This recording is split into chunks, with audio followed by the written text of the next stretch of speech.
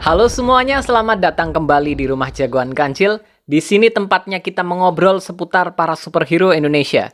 Dan sekarang aku akan kembali melanjutkan menonton Satria Garuda Bima sekaligus mereview Satria Garuda Bima tiap episodenya. Di review sebelumnya aku udah nyampe episode 11 ya. Jadi sekarang aku akan mulai nonton episode 12. Oh ya, sebelumnya aku mohon jangan kasih aku spoiler apapun ya. Karena aku pengen menikmati ceritanya dengan fresh tanpa tahu apapun. Jadi lebih excited, lebih kaget, lebih mengejutkan lah. Dan sejak video review Bimaku yang pertama, temanku ngasih tahu buat nggak lihat isi komentarnya karena dia takut kalau di komentar bakalan ada spoiler. Jadi untuk sementara waktu aku nurutin itu sampai aku selesai nonton Bima. Setelah itu baru aku cek komentar-komentarnya ya. Oke, sekarang kita nonton episode 12. Kayaknya aku stop di episode yang pas kemarin ya, episode 11. Karena ternyata di episode 12 ini muncul seorang kesatria hitam. Oh man, gila keren banget. Gila keren banget. Oke, kita mulai dari awal. Ada monster ular kobra. Desainnya bagus, monster ular kobranya juga keren gitu kan. Cuman karena kemunculan kesatria hitam ini, sorry to say, aku jadi kurang peduli sama monsternya. Oke, di awal episode, Randy ini ngasih tahu ke Ray kalau dia curiga kalau Mikael adalah Reza, adik dari Ray. Ternyata adik ya, bukan abangnya. Oke, make sense sih. Si Mikael ini lebih kelihatan lebih muda daripada Ray ya. Jadi kenapa aku mikir abangnya sih? So, si Randy ngasih tahu seperti itu kan, dan Ray-nya mulai curiga karena donor darah segala macam di episode sebelumnya darah mereka berdua pas. Dan si Ray akhirnya ngecek ke dunia awan, ke dimensi di mana dia biasa ngobrol sama Mikael, dan nggak ada Mikael di sana, tempatnya kosong. Dia gak khawatir lalu gimana-gimana kan? So, kita dikasih lihat kalau Mikael diculik ke kerajaan Fudo, diambil dibawa balik ke kerajaan Fudo, dan di sana dia dihadapkan langsung dengan Rasputin. Lalu si topeng besi akhirnya memutuskan untuk membunuh Mikael. Tapi Rasputin bilang no. Aku udah mulai khawatir nih. Kenapa Rasputin nggak mau si Mikael ini dibunuh? Ada apa? Apa yang mau dia lakukan dengan Mikael gitu kan? Dan ternyata di akhir episode muncul seorang kesatria hitam dengan kostum yang sama persis kayak Bima. Kayaknya si Repen ya, itu kayaknya cuma dicat ulang kostumnya. Tapi aku nggak peduli. Ini keren banget. Desainnya dengan warna hitam dan emas. Kalau Bima kan warna perak dan merah ya. Kalau ini desain warna emas dan hitam, gila keren banget. Di sininya juga ada tulisan A gitu kan. Dan man, dia dengan kayaknya sih dari kekuatannya kita bisa ngelihat kalau mungkin dia menggunakan Power Stone hitam ya. Tapi dia juga menggunakan semacam Black Rasengan atau apa gitu kan. Gila men, kemunculan karakter ini keren banget. Wow, keren banget. Dan dari suaranya jelas banget ini Mikael. Jelas banget ini Mikael. Sepertinya Mikael dicuci otak oleh Rasputin. Mungkin Rasputin memang ingin melawan Bima dengan cara ini. Menurut dia cara ini yang paling tepat. Makanya dia nggak mau membunuh Mikael. Tapi man, ini merubah ceritanya dengan... So, aku tahu karakter ini ya. Aku tahu kesatria hitam ini. Aku tahu dia ada. Aku tahu. Tapi aku kira dia baru muncul nanti di Bima X. Aku nggak nyangka kalau dia udah muncul di sini. Jadi ini surprise banget, dan aku nggak nyangka kalau dia jadi musuhnya. Ini ala-ala Satria Baja Hitam dengan Shadow Moon dulu gitu kan. Man, gila nostalgianya, dan aku suka tipe-tipe cerita yang kayak gini. Apalagi mereka berdua kakak beradik juga. Oh man, aku nggak sabar nonton episode selanjutnya. Kita langsung aja ke episode selanjutnya. Episode 13. Kita dikasih lihat flashback sebelum kemunculan Satria Hitam. Dan ternyata bener dugaan kita. Mikael lah orang yang menjadi objek untuk Satria Hitam. Dan iya, kita dikasih lihat flashback saat Rasputin mencuci otak dari Mikael, lalu memberinya Power Stone hitam dimasukin ke dadanya, lalu akhirnya merubah dia menjadi Satria Hitam yang diberi nama Azazel. Momen kebangkitan Mikael sebagai Azazel benar-benar bikin merinding banget. Itu adegan benar-benar keren banget, gila. Nama Azazel, by the way, aku pernah mendengar nama Azazel. Ini dari cerita yang pernah aku dengar ya. Ini dari cerita yang aku dengar. Kalau aku salah, mohon maaf. Tolong banget dikoreksi di komentar ya. Dari cerita yang aku dengar ini, Azazel adalah nama asli dari iblis dan dia adalah salah satu hamba Tuhan. Lalu Nabi Adam diciptakan, lalu Azazel tidak mau sujud kepada Nabi Adam karena dia merasa dirinya lebih sempurna, lebih kuat dan lebih apa gitu kan, dan dia tidak mau sujud. Akhirnya dia dibuang ke dalam neraka dan diberi nama Ablasa. Ablasa artinya putus dari rahmat Tuhan. Dari Ablasa itulah akhirnya berubah-ubah menjadi iblis, dan ya, itulah perubahan nama dari Azazel menjadi iblis. Azazel sendiri adalah singkatan dari Aziz dan El.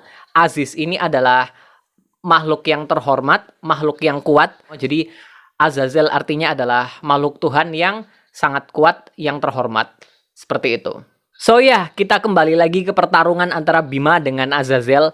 Dan si Bima melawan Azazel, meskipun mereka sama-sama memiliki Power Stone ya, Power Stone merah dan Power Stone hitam. Tapi orang yang ada di dalamnya itu adalah Ray dan Mikhail. Mikhail, by the way, dia memiliki ilmu pertarungan yang jauh di atas Ray. Jauh lebih tinggi di atas Ray. Kita lihat flashback zaman-zaman episode awal. Mikhail ini sanggup melawan para monster. Dia sanggup melawan topeng besi dan segala macam. Padahal dia nggak punya kekuatan apapun. Meskipun pada akhirnya Mikhail memang kalah. Tapi setidaknya dia nggak mati gitu loh, dikeroyok sama mereka semua, dia masih bisa mampu bertahan. Itu semua dari kemampuan bertarung yang dia punya. Mikhail ini jugalah yang mengajari Ray ilmu bertarungnya di episode-episode kemarin. Jadi secara kemampuan bertarung, Mikhail ini jauh lebih di atas Bima gitu kan. Dan sekarang Mikhail mendapatkan Power Stone hitam. Of course lah kekuatan Mikhail, kekuatan Azazel jauh lebih di atas Bima. Jelas banget ini kan. Tapi untungnya terjadi sebuah konflik di antara kerajaan Fudo karena si topeng besi merasa terancam dengan keberadaan Mikhail. Dia takut Mikhail menjadi kesayangan dari Rasputin yang akhirnya mengambil pekerjaannya. Dan akhirnya justru gara-gara konflik ini si topeng besi akhirnya mengganggu Mikhail dan bla bla bla bla. Akhirnya Rasputin marah dan menugaskan Mikhail untuk menjadi panglima baru di kerajaan Fudo menggantikan si topeng besi. Dan si topeng besi sekarang menjadi anak buahnya Mikhail. So, wow, ada perubahan struktur yang sangat jauh banget di sini ya. Jadi, Mikhail sekarang yang ditugaskan untuk melawan Bima. Sementara si topeng besi disuruh untuk mengumpulkan sumber daya dan segala macam. Dan si topeng besi jelas tidak suka banget dengan keadaan ini. Kayaknya sih di episode-episode selanjutnya mereka bakalan bertarung sih. Aku yakin banget ada konflik yang bakalan pecah antara si topeng besi dan juga Mikhail.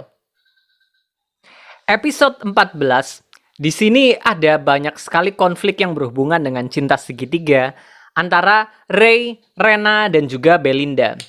So, menarik banget episode kali ini. Jadi, kita dikasih lihat kalau Azazel memanggil seekor monster baru, monster hiu Megalodon, dan tujuannya adalah mencuri sebuah formula tembakan ledakan yang namanya Zeti Formula kayaknya. Itu adalah sebuah senjata canggih yang bisa menembakkan sinar dengan sangat dahsyat. Dan of course, kerajaan Fudo ingin mencuri senjata ini. Dan ternyata pemilik senjata itu adalah ayah dari Belinda yang naksir sama Ray. Karena perusahaan ayah Belinda ini mau launching atau apa tentang senjata ini, akhirnya mereka mengundang banyak orang. Lalu Belinda mengundang Ray dan juga Rena untuk ikut ke acara itu. Jadi mereka intinya liburan di pantai atau apa gitu kan sambil mengadakan event acara ini. Dan di tengah situasi yang cukup penting ini, Rena cemburu melihat kedekatan Ray dengan Belinda. So aku maklum sebenarnya, aku maklum banget gitu kan. Karena Ray memang deket banget sama Belinda. Aku juga agak-agak gimana. Kayaknya Ray memang naksir sama Belinda deh. Pokoknya Belinda juga kayaknya naksir sama Ray gitu kan. Kelihatan banget soal itu. Tapi ya Rena cemburu melihat kedekatan mereka. Lalu Rena kabur bla bla bla. Akhirnya dia menjadi sasaran dari si monster hiu Megalodon. Akhirnya Rena diserap oleh monster hiu Megalodon. Azazel menyerang event itu, merebut Zeti Formula dan menculik profesor ayahnya Belinda. Semuanya kacau. So gini, mungkin ada banyak banget di antara kalian yang menganggap Rena sebagai beban banget di sini kan. Cuman gini loh, menurutku ini semua adalah kesalahan Ray. Karena gini, Rena nggak tahu kalau Ray adalah Bima. Dan Rena nggak tahu kalau permasalahan ini berkaitan dengan monster, dengan segala macam kerajaan dari dimensi lain. Rena nggak tahu. Kayaknya permasalahan ini semuanya bisa selesai kalau Rey ini ngaku sama Rena kalau dia adalah Bima dan dia melindungi. Oke, Rena mungkin bakalan khawatir atau apa, tapi setidaknya semua permasalahan ini bakalan nggak serumit ini gitu loh. Rena nggak akan membahayakan dirinya untuk hal-hal yang nggak perlu. Dia curiga Rey dekat dengan Belinda karena permasalahan apa-apa. Tapi semuanya salah paham kan? Semuanya salah paham. Jadi semua permasalahan ini sebenarnya bisa dihindari kalau Rey ngaku dia adalah Bima. Oke, kita nonton episode selanjutnya. Episode 15. Kita tahu kalau Azazel berhasil menculik Profesor dan berhasil mencuri Zeti Formula. Tapi ternyata Rey dan juga Belinda memergoki adegan penculikan itu. Dan di situ Azazel masih berada dalam wujud manusia. Dia masih berada dalam wujud Mikhail. Dan of course lah, si Rey melihat sosok Mikhail di situ, dia kaget. Dia belum tahu kalau Mikhail adalah Azazel kan. Jadi dia berteriak, "Mikhail, akhirnya kau ada di sini. Kau kemana aja? Dan kenapa kau malah membantu kerajaan Fudo?" Dan disitulah Mikhail berubah menjadi Azazel di depan muka Bima. Man, adegan itu keren banget. Muka horornya Rey ngeliat itu semua kan ya. Tapi ya akhirnya Azazel menantang Rey untuk bertarung. Akhirnya Rey dengan terpaksa berubah menjadi Bima dan melawan Mikhail. So, ya ilmu mereka masih jauh gitu kan. Si Bima akhirnya terdesak dan dengan terpaksa Bima akhirnya memanggil Helios untuk membantu dia. Tapi tebak, Mikhail ternyata juga punya Heliosnya sendiri. Bentuknya sama persis, cuman warnanya hitam dan namanya adalah Taranis. So, Taranis ini kalau nggak salah dia adalah dewa petir dalam kebudayaan mitologi Celtic sih kalau nggak salah dewa petir. Taranis, Toranos. So, mereka bertarung segala macam. Akhirnya si Bima ini memakai Talk no Jutsu.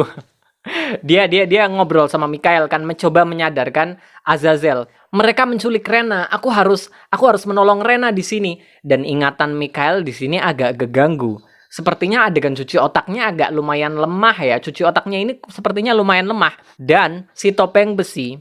Oke gini, meskipun si topeng besi ini merasakan Azazel sebagai ancaman, tapi sepertinya topeng besi ini benar-benar setia banget ya sama Rasputin ya. Karena dia merasa, kalau sampai ini terjadi sesuatu di antara ingatan Mikhail, dia pasti bisa berontak dan dia bisa jadi ancaman justru. Dan iya, disitulah dia mulai mengganggu semuanya agar pertempuran mereka itu selesai di situ. Dan di akhir adegannya, si topeng besi justru meledakkan pesawat tengkorak dengan Azazel ada di dalamnya. Diledakkan, boom. Dan si topeng besi merasa semua permasalahan sudah selesai. Apakah aku yakin Azazel bakal kenapa-napa di atas sana dengan pesawatnya meledak? Nggak mungkin. Nggak mungkin banget. Jelas banget Azazel bakalan selamat sih ini. Tapi ya untuk lebih jelasnya kita lihat episode selanjutnya aja. Ngomong-ngomong, Belinda berhasil melacak keberadaan dari profesornya, dari ayahnya, melalui komputer. Belinda pinter banget ternyata ya, dan di episode ini kita juga melihat kerjasama antara Rey dan Randy, gitu ya. Mereka bertarung bersama, meskipun Randy nggak punya kekuatan apa-apa, tapi Randy merebut senjata dari musuhnya, gitu kan, musuh yang kecil-kecil, dia merebut senjatanya, tongkat, lalu dia bertarung dengan Rey, memakai senjata itu. Man, gila, keren banget. Aku suka banget sama kerjasama mereka, dan aku berharap Randy suatu saat mendapatkan. Kayaknya enggak sih. Kita udah dapat 2 kesatria di sini ya. Meskipun salah satunya adalah musuh Bima dan Azazel, tetap aja. Sebenarnya aku pengen nonton episode selanjutnya sih, cuman untuk video kali ini kayaknya udah cukup panjang, jadi kayaknya kita berhenti di sini dulu. Episode 1 sampai episode 11 sepertinya hanyalah intro dari Satria Garuda Bima dengan dia melawan monster, lalu melawan si topeng besi dan segala macam. Mulai dari episode 12 kita sepertinya udah memasuki bagian kedua dari cerita Bima tentang Azazel. Dan wow, aku benar-benar suka banget sama perubahan pace ini. Semuanya jadi terasa lebih intens, lebih berbahaya. Ada drama yang dimasukkan juga di sini karena Azazel dan Bima adalah kakak beradik gitu kan. Jadi waktu melihat mereka bertarung selain ada rasa seru, tapi aku juga agak-agak kasihan-kasihan gimana gitu karena mereka pada akhirnya kakak beradik gitu kan. Jadi tapi Azazel keren banget, gila. Men, waktu pertama kali jadi Mikhail, aku aja udah suka banget gitu kan sama karakternya. Tapi tiba-tiba sekarang karakter Mikhail, Reza, Azazel, siapapun lah namanya, dia ini memang didesain dengan sangat keren banget dan mencuri perhatian banget ya kayaknya ya. Arc ceritanya sendiri desain kostumnya sendiri. Meskipun cuman repaint doang, tapi jujur aku lebih suka warna dari Azazel dengan ya aku paham warna dari Bima adalah merah putih gitu kan, bendera Indonesia. Tapi aku memang lebih suka hitam. Kalian lihat aku sering pakai warna hitam kan. Aku lebih suka warna hitam. Jadi perpaduan warna hitam dan emas itu gila keren banget kostumnya. Kekuatannya juga dengan Azazel keren banget. Ini kalau videonya diperpanjang, isinya cuma bakalan aku fanboying tentang Azazel doang sih. Jadi video kali ini cukup sampai di sini dulu. Kita lanjut di video-video selanjutnya. Buat kalian yang suka dengan konten seputar para superhero Indonesia seperti ini, silakan klik subscribe ke channelku. Jangan lupa juga cek sosial mediaku karena di sana juga aku bahas banyak hal seputar para superhero Indonesia. Oke, sampai jumpa di video-videoku yang berikutnya. Bye bye.